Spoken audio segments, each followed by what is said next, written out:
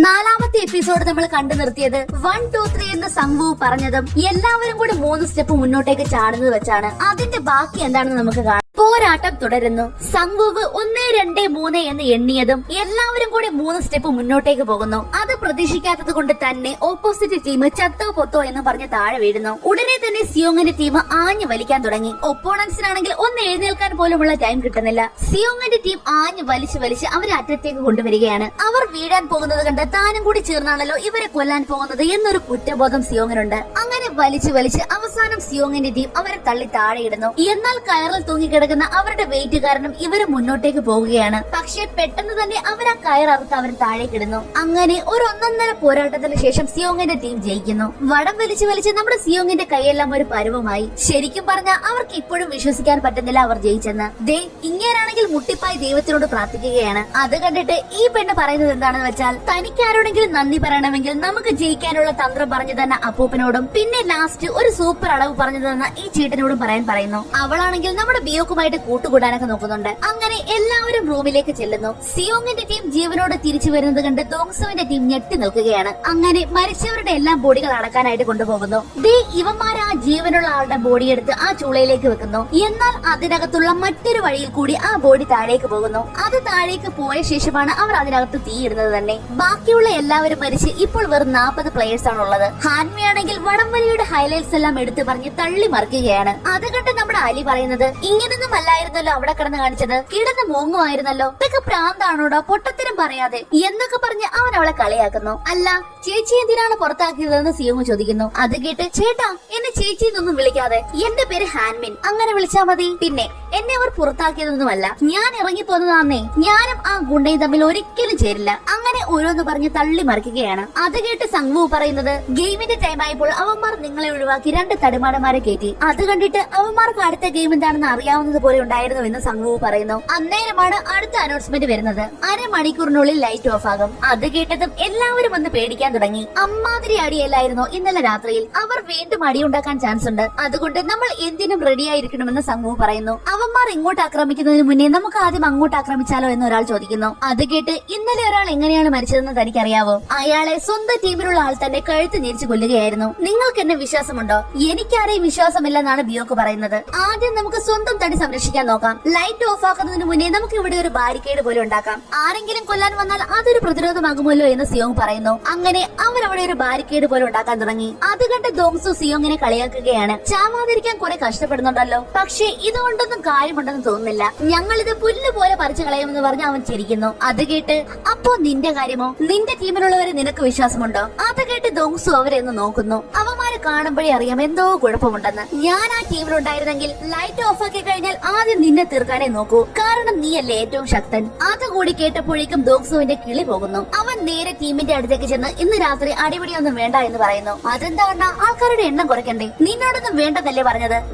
മാരകായുധങ്ങളൊക്കെ മാറ്റിവെച്ച് പോയി കിടന്നുറങ്ങടാ എന്ന് ദോങ്സു അവരോട് പറയുന്നു. ഇവിടെ ഇതേ സമയം നമ്പർ 28 ഹാങ്ജുവിനെ വിളിച്ചുകൊണ്ട് എങ്ങോട്ട് പോവുകയാണ്. ഇന്നലെ നീ എന്താ വരാഞ്ഞതെന്ന് അയാൾ ഹാങ്ജുവിനോട് ചോദിക്കുന്നു. അതിനവൻ സോറി പറയുന്നു. സോറിയോ? നീ ചതിച്ചതാണെന്ന് കരുതി അവരെല്ലാവരും കൂടി നിന്നെ കൊല്ലാൻ പോയതാണ്. പിന്നെ ഞാനാണ് അവരെ തടഞ്ഞത്. കഴിഞ്ഞ തവണത്തെ ഡൈവിംഗിൽ നീ എന്നെ രക്ഷിച്ചതിന്റെ പകരമായിട്ടാണ് ഞാനത് ചെയ്തത്. ഇനി ഇത് ആവർത്തിച്ചാൽ നിന്നെ പുറത്താക്കുമെന്നും അയാൾ ഹാങ്ജുവിനോട് പറയുന്നു. ഇവിടെ ആ ഡോക്ടർ നേരത്തെ വന്ന ആളുടെ ഓർഗൻസ് എല്ലാം പുറത്തെടുക്കുകയാണ്. അങ്ങോട്ടേക്കാണ് ഇവര് 2 പേരും വന്നത്. നമ്പർ 29, നീ എത്തിയോ? ഇന്നലെ നീ എവിടായിരുന്നു? നീ കാരണം ഞങ്ങൾക്ക് ഡെലിവറി നടത്താൻ സാധിച്ചില്ല. അത് കേട്ട്, ഞാൻ അവനെ വാൺ ചെയ്തിട്ടുണ്ടെന്ന് നമ്പർ 28 പറയുന്നു. വാണിംഗ് മാത്രം കൊടുത്താൽ പോരാ എന്ന് അയാൾ പറയുമ്പോൾ, എങ്കിൽ താൻ പോയി വേറെ ആളെ നോക്ക്, ഞങ്ങളെ പോലുള്ള 2 ഡൈവേഴ്സിനെ കിട്ടാൻ ഇച്ചിരി പാടായെന്നും അയാൾ പറയുന്നു. താനെന്താണോ ഇത്ര പതുക്കെ ചെയ്യുന്നത്? വേഗം തീർക്കെന്ന് പറഞ്ഞ് അവർ ഡോക്ടറിനെ വഴക്ക് പറയുന്നു. അത് കേട്ട്, കഷ്ടിച്ച് ജീവൻ രക്ഷിച്ചിട്ട് ഉറങ്ങാതെ നല്ലതുപോലെ ഭക്ഷണം കഴിക്കാതെ താൻ ഇതൊന്ന് ചെയ്ത് നോക്ക്, അപ്പൊ അറിയാം. അത് കേട്ട്, അതുകൊണ്ടല്ലേ ഇവിടെ തനിക്ക് എക്സ്ട്രാ ഫുഡും പിന്നെ അടുത്ത ഗെയിം എന്താണെന്ന് പറഞ്ഞു തരുന്നത്. അതേസമയം തന്നെ ഇവിടെ അടിയുണ്ടാകുമെന്ന് പറഞ്ഞ് പേടിച്ച് എല്ലാ ടീമിൽ നിന്നും ഓരോരുത്തരും ഉറങ്ങാതെ കാവൽ നിൽപ്പുണ്ട്. ഇവിടെ ഓപ്പറേറ്റ് ചെയ്തുകൊണ്ടിരിക്കുന്ന ഡോക്ടറെ ഓരോന്ന് പറഞ്ഞ് ഇവന്മാര് കളിയാക്കുകയാണ്. അത് കേട്ട്, എന്നാ പിന്നെ താൻ വന്നും കൊണ്ടാക്ക് എന്ന് പറഞ്ഞ് അയാൾ ദേഷ്യപ്പെടുന്നു. അത് കേട്ട്, പിന്നെ രോഗിയെ കൊന്ന ഡോക്ടർക്ക് അഭിമാനത്തിന് മാത്രം ഒരു കുറവുമില്ല. താൻ അത്രയ്ക്ക് വലിയ മറ്റവനായിട്ടാണോ കഴിഞ്ഞ തവണ കണ്ണ് നശിപ്പിച്ചത്? ആ ചൈനക്കാരുടെ കയ്യിൽ നിന്ന് മടി കിട്ടിയത് എനിക്കാ. അത് അയാൾക്കെന്ന് ജീവൻ വന്നതുകൊണ്ടല്ലേ? ഞാൻ കരുതിയോ അയാൾക്ക് ബോധം വരുമെന്ന്. അങ്ങനെ ഓരോന്ന് പറഞ്ഞ് രണ്ടും കൂടി വഴക്കിടുന്നു. നമ്മുടെ ടീമിലാണെങ്കിൽ അപ്പൂപ്പനും സിയോങ്ങും ഉറങ്ങാതെ കാവൽ നിൽക്കുകയാണ്. അപ്പൂപ്പനാണെങ്കിൽ വല്ലാത്ത രീതിയിൽ തലവേദനിക്കാൻ തുടങ്ങി. മാത്രമല്ല നല്ല ചൂടുമുണ്ട്. സിയോങ് ആണെങ്കിൽ അപ്പൂപ്പനെ കൊണ്ടുവന്ന് ബെഡിൽ കിടത്തുന്നു. തുണി നനച്ച് തലയിലിടാനായിട്ട് വെള്ളം നോക്കുന്നു. പക്ഷെ വെള്ളമില്ല.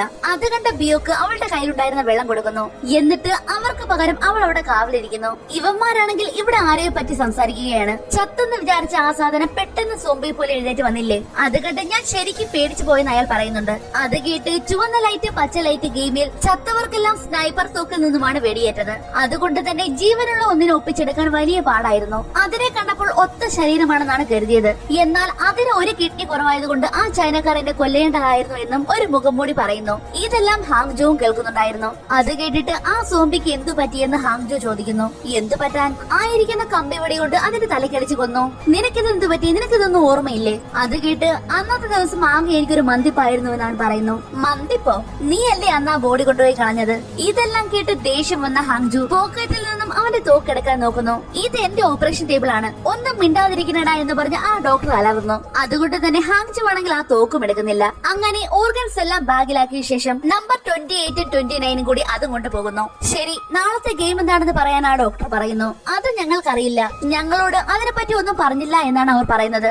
എന്നാൽ താൻ പോയി തന്റെ മേലുദ്യോഗസ്ഥനോട് ചോദിക്കുക എന്ന് പറഞ്ഞ് അയാൾ ദേഷ്യപ്പെടുന്നു. താനും നടങ്ങടോ, ഞങ്ങൾ ഗെയിമിന്റെ സമയത്ത് പറഞ്ഞു തരാമെന്ന് അവർ പറയുന്നു. അത് കേട്ട് ദേഷ്യം വന്ന ഡോക്ടർ അവിടെ ഉണ്ടായിരുന്ന ഒരു കത്തിയെടുത്ത് ആ മുഖംമൂടിയുടെ കഴുത്തിൽ വെക്കുന്നു. ഗെയിം എന്താണെന്ന് പറഞ്ഞില്ലെങ്കിൽ അവന്മാരെല്ലാം കൂടി ഇന്ന് രാത്രി എന്നെ കൊല്ലുമെന്നും ആ ഡോക്ടർ പറയുന്നു. താനൊന്ന് സമാധാനപ്പെട്ട്, ഞങ്ങൾ പറയാം. ഞാൻ പോയി മേലുദ്യോഗസ്ഥനോട് ചോദിച്ചിട്ട് വരാം. പക്ഷേ അങ്ങോട്ടേക്ക് പോകാനുള്ള മുറിയുടെ താക്കോൽ അവന്റെ പോക്കറ്റിലാണ്. ഞാൻ ആ താക്കോൽ എടുത്തോട്ടെ എന്ന് പറഞ്ഞ് അയാൾ അടുത്തേക്ക് വന്നതും പെട്ടെന്ന് അയാൾ കത്തി പിടിച്ച് മേടിക്കാൻ നോക്കുന്നു. അങ്ങനെ അവിടെ 3 പേരും തമ്മിൽ വഴക്കുണ്ടാകുന്നു. ആ വഴക്കിന്റെ അവസാനം ഡോക്ടർ ഒരാളെ കുത്തിക്കൊല്ലുന്നു. ശേഷം ജീവനും കൊണ്ട് പുറത്തേക്ക് ഓടി രക്ഷപ്പെടുന്നു. അയാളുടെ തൊട്ട് പിറകെ തന്നെ മറ്റേ മുഖംമൂടിക്കാരനുമുണ്ട്. ഇവിടെ ഇതേ സമയം നമ്പർ 28 ഹാങ്സും കൂടി ഒരു രഹസ്യ വഴിയിൽ കൂടി പോവുകയാണ്. പോകുന്ന വഴി അവിടെ ഒരു ബോംബ് അവൻ കാണുന്നു. അതവൻ തൊടാൻ പോയതും തുടരുത്, അത് ബോംബാണ്. ഇവിടുത്തെ VIP-കൾക്ക് എന്തെങ്കിലും പറ്റിയ രക്ഷപ്പെട്ടു പോകാനുള്ള വഴിയാണിത്. അതിനുശേഷം അവർ ബോംബ് വെച്ച് ഈ വഴി തകർത്ത് കളയും. അത് കേട്ട് ആരാണ് ഈ VIP-കൾ എന്ന് അവൻ ചോദിക്കുന്നു. അത് നമ്മൾ അറിയേണ്ട കാര്യമില്ല. അങ്ങനെ അവർ രണ്ടുപേരും താഴേക്ക് ഇറങ്ങുന്നു. താഴെ എത്തിയ ഉടനെ തന്നെ അയാൾ കത്തി വെച്ച് ഹാങ്ജുവിനെ ഭീഷണിപ്പെടുത്തുന്നു. മര്യാദയ്ക്ക് പറ, നീ ആരാ? നിന്റെ ശബ്ദവും വല്ലാതെ മാറിയിട്ടുണ്ടല്ലോ. മര്യാദയ്ക്ക് മുഖംമൂടി മാറ്റാൻ അയാൾ പറയുന്നു. അത് കേട്ടതും ഹാങ്ജുവും മുഖംമൂടി മാറ്റുന്നു. എന്നാൽ അതിനോടൊപ്പം തന്നെ അവൻ തോക്കെടുത്ത് അയാളുടെ നേരെ ചൂണ്ടുന്നു. എന്നിട്ട് ഇനി നീ മര്യാദയ്ക്ക് മുഖംമൂടി മാറ്റാൻ പറയുന്നു. അയാളും പേടിച്ച് മുഖംമൂടി ഊരി മാറ്റുന്നു. നിങ്ങൾ അന്ന് കൊന്നത് ആരെയാണെന്ന് അറിയാമോ? നിങ്ങൾ സോംബി എന്ന് വിളിച്ചില്ലേ? ഓപ്പറേഷൻ സമയത്ത് ഉണർന്ന ഒരു കിഡ്നിയുള്ള ആൾ. അയാളുടെ മറ്റേ കിഡ്നി എവിടെയാണെന്ന് തനിക്കറിയാവോ? അത് ദേ ഇവിടെയാണ്. അതിന്റെ ചേട്ടനായിരുന്നു എന്ന് അവൻ പറയുന്നു. അത് കേട്ട് അല്ല അല്ല, അതൊരു പെണ്ണായിരുന്നു, സത്യമായിട്ട് വന്നൊരു പെണ്ണായിരുന്നു. സംശയമുണ്ടെങ്കിൽ നീ ലിസ്റ്റ് പരിശോധിച്ചു നോക്കാനും അയാൾ പറയുന്നു. ലിസ്റ്റോ? എന്ത് ലിസ്റ്റ്? അതെ, മത്സരാർത്ഥികളുടെ പേരും വിവരങ്ങളും അടങ്ങുന്ന ഒരു ലിസ്റ്റ് ഉണ്ട്. അതിൽ അവരുടെ മെഡിക്കൽ റെക്കോർഡ്സ് വരെയുണ്ട്. അത് എവിടെയാണെന്ന് ഹാങ്ജു ചോദിക്കുന്നു. ദേ ആ കാണുന്ന പടി വഴി പോയാൽ ഒരു റൂം കാണാം. അത് ലീഡറുടെ മുറിയാണ്. അവിടെയാണ് ലിസ്റ്റ് എല്ലാം ഉള്ളതെന്നും അയാൾ പറയുന്നു. അത് പറഞ്ഞു കഴിഞ്ഞതും ഹാങ്ജു അയാളെ വെടിവെച്ച് കൊല്ലുന്നു. ഇതേ സമയം ഇവിടെ പുറത്തേക്ക് ഇറങ്ങി ഓടിയ ആ ഡോക്ടറുടെ പിറകെ തന്നെയുണ്ട് മുഖംമൂടിയും. അയാൾ ഓടി ഓടി ചെന്നെത്തുന്നത് പഴയ ഗെയിം നടന്ന സ്ഥലത്തായിരുന്നു. അവിടെ വെച്ച് ആ മുഖംമൂടി പല കാര്യങ്ങളും പറഞ്ഞ ആ ഡോക്ടറെ കൺവിൻസ് ചെയ്യാൻ നോക്കുന്നുണ്ട്.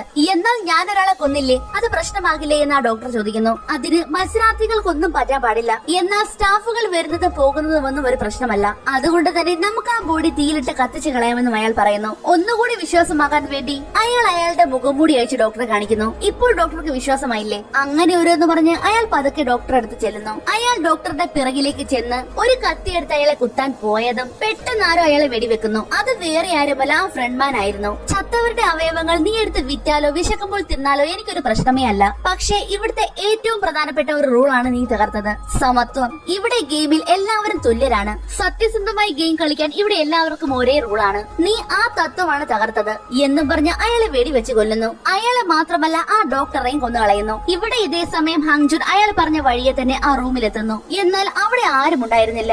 അവൻ ആ ലിസ്റ്റിന് വേണ്ടി അവിടെ എല്ലാം തപ്പി തപ്പി അവസാനം അത് കണ്ടെത്തുന്നു. അപ്പോഴാണ് അവനൊരു കാര്യം മനസ്സിലാകുന്നത്. ഈ ഗെയിം അത് ഇന്നോ ഇന്നലെയോ തുടങ്ങിയതൊന്നുമല്ല, വർഷങ്ങളായിട്ട് ഇത് തന്നെയാണ് അവരുടെ പരിപാടി. ഒരുപാട് വർഷങ്ങൾ പഴക്കമുള്ള ഫയലുകൾ വരെ അടിരിപ്പുണ്ട്. ഇവിടെ ഇതേ സമയം നമ്പർ 28 മരിച്ച നിലയിൽ എല്ലാവരും കണ്ടെത്തുന്നു. തീർച്ചയായിട്ടും കൂടെ ഒരാളും കൂടി കാണാൻ ചാൻസ് ഉണ്ടെന്ന് ഫ്രണ്ട്മാൻ പറയുന്നു. എല്ലാവരും ആ രണ്ടാമനെ തപ്പാനായിട്ട് പോകുന്നു. അതേസമയം തന്നെ അയാളുടെ തലയിൽ നിന്നും ഹാങ്ജു ഷൂട്ട് ചെയ്ത് ബുള്ളറ്റ് ഫ്രണ്ട്മാൻ എടുക്കുന്നു. ഇവിടെ ചെക്ക് ചെയ്യാനായിട്ട് സ്റ്റാഫുകളെ എല്ലാം വിളിച്ച് പുറത്തേക്ക് നിർത്തുന്നു. എന്നാൽ 28, 29 എന്നീ 2 നമ്പറുകൾ മാത്രമില്ല. അവർ റൂമിനകത്ത് കയറി ചെക്ക് ചെയ്യുന്നു, പക്ഷെ അവിടെയും ആരുമില്ല. അങ്ങനെ നമ്പർ 29 ആണ് പ്രതി എന്ന് കണ്ടുപിടിക്കുന്നു. ഇവിടെ റൂമിലാണെങ്കിൽ എല്ലാവരും എമർജൻസി അലാറം കെട്ടി ഞെട്ടി എഴുന്നേൽക്കുന്നു. എന്താണ് കാര്യമെന്ന് ഒരു പിടുത്തവുമില്ല. എല്ലാ കളിക്കാരും വരിയായി നിൽക്കേണ്ടതാണെന്നുള്ള അനൗൺസ്മെന്റ് വരുന്നു. എല്ലാവരെയും തോക്ക് കാട്ടി ഭീഷണിപ്പെടുത്തി ആ മുഖംമൂടികൾ വരിയാക്കി നിർത്തുന്നു. എന്നാൽ നമ്മുടെ അപ്പൂപ്പന് വയ്യാത്തത് കൊണ്ട് തന്നെ കിടക്കുകയാണ്. അപ്പോഴാണ് ഒരു മുഖംമൂടിക്കാരൻ വന്ന് മര്യാദയ്ക്ക് എഴുന്നേൽക്കുന്നു പറഞ്ഞ് അപ്പൂപ്പനെ ഭീഷണിപ്പെടുത്തുന്നത്. അയാൾ അപ്പൂപ്പന്റെ പുതപ്പ് വലിച്ചു മാറ്റിയപ്പോഴാണ് കാണുന്നത് പേടിച്ചു പോയ അപ്പൂപ്പൻ പാൻറിൽ മുള്ളിയിരുന്നു. ഹാങ്ജു ഈ സമയം 2020 മത്സരാർത്ഥികളുടെ ലിസ്റ്റ് പരിശോധിക്കുന്നു. എന്നാൽ അതിലെങ്ങും അവന്റെ ചേട്ടന്റെ പേരില്ല. അന്നേരമാണ് ഹാങ്ജുവിന് ഇത്രയും വർഷമായിട്ട് അവിടുന്ന് ജയിച്ചു പോയ വിജയികളുടെ ഒരു ലിസ്റ്റ് കിട്ടുന്നത്. അത് തപ്പിയപ്പോൾ 2015 എന്ന വർഷത്തിൽ അവന്റെ ചേട്ടന്റെ പേര് അവൻ കാണുന്നു. അവൻ അപ്പോൾ തന്നെ 2015 ഫയൽ എടുത്ത് തപ്പുന്നു. അതിൽ നിന്നും അവന്റെ ചേട്ടന്റെ ഡീറ്റെയിൽസും കിട്ടുന്നു. അവിടെ വെച്ച് 5ാമത്തെ എപ്പിസോഡ് അവസാനിക്കുകയാണ്. 6ാമത്തെ ഒരു അടിപൊളി എപ്പിസോഡുമായി വീണ്ടും കാണും വരെ നന്ദി.